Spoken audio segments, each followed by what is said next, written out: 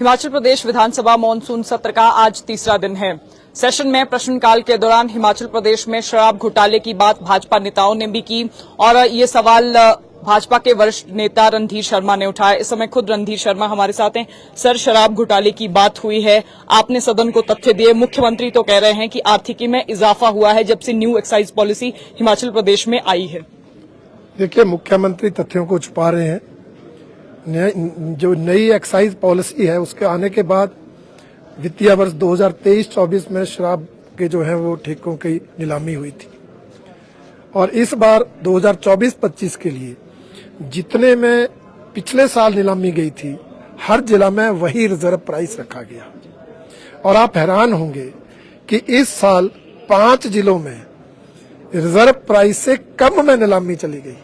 मतलब जो पिछले साल जितने में ठेके नीलाम हुए थे उससे कम राशि में, अगर 5 जिलों का आंकड़ा हम जोड़ें तो लगभग 100 करोड़ रुपए के कम में जिलों की ऑक्शन हुई है, शराब के ठेकों की ऑक्शन हुई है, जो अपने आप में घोटाला है। क्योंकि शराब की बिक्री भी बढ़ रही है, शराब पर टैक्स भी लग रहा है। शराब महंगी होने के बाद, शराब की ज्यादा बिक्री होने के बाद नीलामी में कमी आना क्या दर्शाता है कि सरकार के संरक्षण में मिली भगत से ये घोटाला हुआ है। देखिए, मुख्यमंत्री ने सदन में तथ्य भी रखे। उन्होंने शिमला का भी जिक्र किया कि शिमला में तो 9 बार ऑक्शन हो चुकी है। ऊना के विषय में मुख्यमंत्री ने कहा कि ऑक्शन नहीं हो पाई है।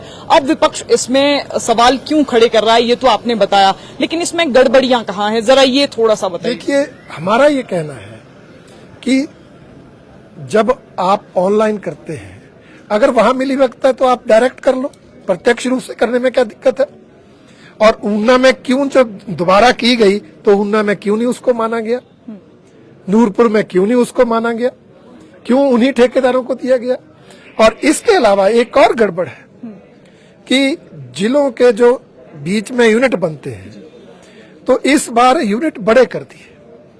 जैसे चंबा जिला में 11 यूनिट थे तो 11 ठेकेदारों ने काम करना था, इस बार एक ही यूनिट बना दिया।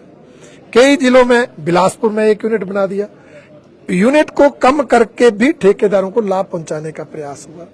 दूसरा कि जो बोतल पर प्राइस लिखा है वो एमआरपी न लिख के एमएसपी लिख दिया और जो उससे कई गुना ज्यादा ठेकेदार बेच रहे हैं, शिकायत होने पर भी कार्रवाई नहीं हो रही। तो कुल मिलाकर ये एक बहुत बड़ा घोटाला है। हमने तो माननीय मुख्यमंत्री जी से मांग की थी कि वो इसकी न्यायिक जांच करवाएं, क्योंकि आज तक कभी शराब के घोटालों के, शराब की नीलामी के समय रेट कम नहीं हुए हैं। ये फर्स्ट टाइम हुआ है, इसलिए शक पैदा हुआ है, संदेह पैदा हुआ है। आप न्यायिक जांच कराएं, परंतु मुख्यमंत्री जी ने न्यायिक जांच का आश्वासन नहीं दिया, जो अपने आप में स्पष्ट करता है कि घोटाला तो हुआ है पर वो घोटाला भी सरकारी संरक्षण में हुआ। लगभग कितने का घोटाला हो गया? देखिए, ये तो हम नहीं कह सकते क्योंकि कैलकुलेट करना पड़ेगा, परंतु अगर आप पिछले साल के पैसे से तुलना करेंगे तो 100 करोड़ रुपए कमी तो आंकड़ों में दिख रही है। और अगर सही मायने में ऑक्शन होती तो पिछले साल के जो प्राइस है उससे ज्यादा ही बढ़ना चाहिए था।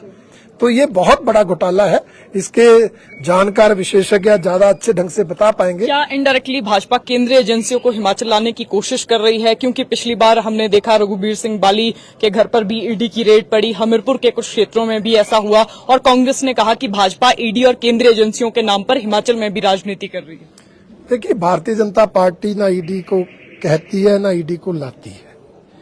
ये केंद्रीय इंडिपेंडेंट एजेंसीज है, सेंट्रल इंडिपेंडेंट एजेंसीज है, इनकी अपनी इनपुट्स होती है, उस इनपुट्स के आधार पर ये छापामारी करती हैं। इसका कोई भारतीय जनता पार्टी से या भारतीय जनता पार्टी की सरकारों से लेना देना नहीं। जब नेता प्रतिपक्ष यहाँ वक्तव्य दे रहे थे, उन्होंने एक बात कही कि ऊना के किसी बड़े नेता की संलिप्तता इसमें हो सकती है। आप भी जरा नाम लीजिए, कौन है वो ऊना के बड़े नेता? आप इंतजार करिए, नाम भी सामने आएंगे, एक नहीं अनेक नाम सामने आएंगे। हमारे साथ भाजपा के वरिष्ठ नेता रणधीर शर्मा थे। जैसा कि बात हुई कि यहां पर हिमाचल प्रदेश में शराब घोटाला हुआ, ऐसा भाजपा के नेता भी कह रहे हैं और नेता प्रतिपक्ष जयराम ठाकुर ने भी ये बात सदन में कही है। तो फिलहाल